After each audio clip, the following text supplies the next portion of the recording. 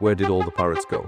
The Golden Age of Piracy didn't end with a bang of cannons. It ended with silence. No songs, no flags, no cries of freedom. One day, they simply vanished. For years, the Caribbean had burned under their sails. From Nassau to Tortuga, black flags ruled the seas, ships vanished, empires trembled, and men with nothing left to lose carved kingdoms from chaos. But then, almost overnight, the oceans fell quiet. No more sightings, no more battles. The world's most feared outlaws had disappeared, as if swallowed whole by the very waters they once commanded. So what happened? Did the pirates die out, or did they simply change their names?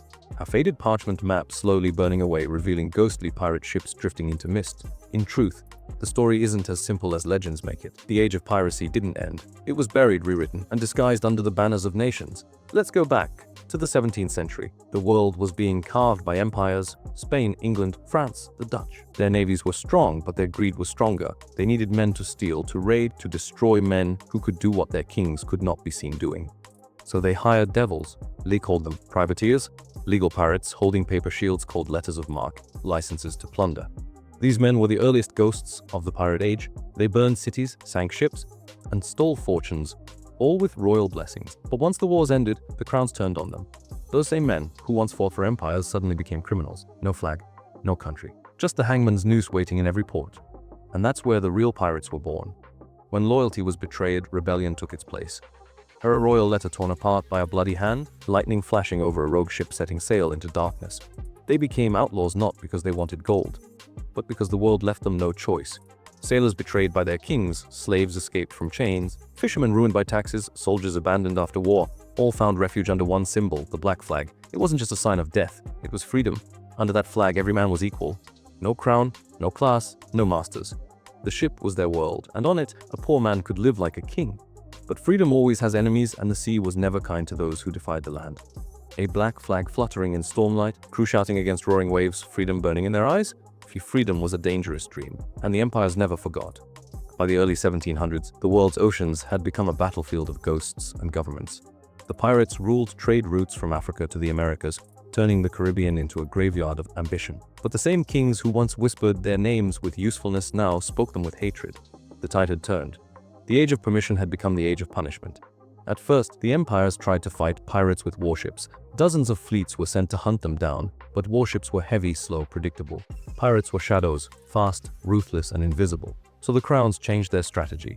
They didn't just hunt pirates, they hunted their legends. A map with wrecks spreading across the Caribbean, parchment edges burnt, portraits of pirates fading like ghosts, rewards were posted. Names once sung in taverns were now printed on wanted posters. The noose became more powerful than the sword. Each captured pirate meant gold in a hunter's pocket, and betrayal spread faster than the tide. Crews turned on captains. Brothers turned on brothers. Those who once fought shoulder to shoulder now whispered in the dark, trading lives for freedom. The pirate code, once sacred, began to crumble. And then came the man who broke it all, Woodes Rogers, a privateer turned governor, a pirate who learned how to kill his own kind. When Rogers took control of Nassau, the last pirate stronghold, he carried two weapons: forgiveness and fear. He offered pardons to those who surrendered, and gallows to those who didn't. Hundreds came crawling in, broken and starving, kneeling at the feet of the very crown they had once defied. Others refused, choosing the sea and death over submission. A line of pirates kneeling before gallows at sunrise, a few turning away toward the open sea, their shadows stretching long. Those who resisted were hunted without mercy.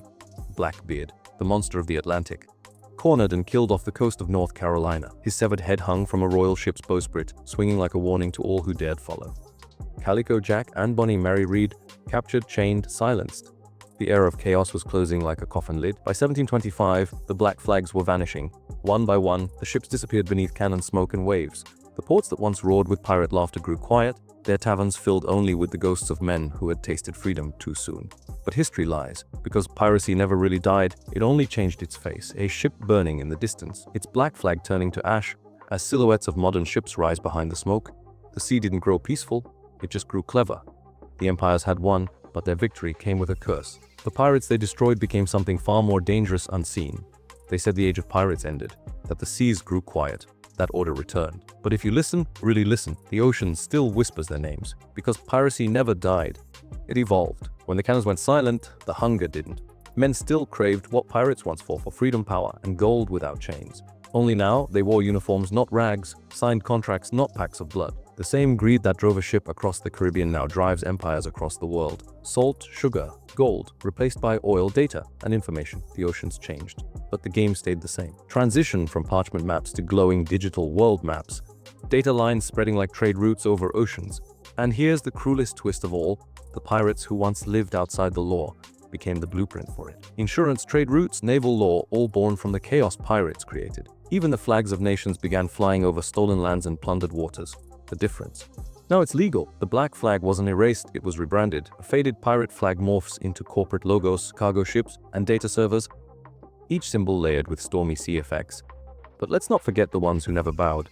The descendants of the old sea wolves, smugglers, rebels, digital outlaws, still out there, sailing different waters. They don't wield cutlasses anymore. Their ships hum with engines or glow with screens.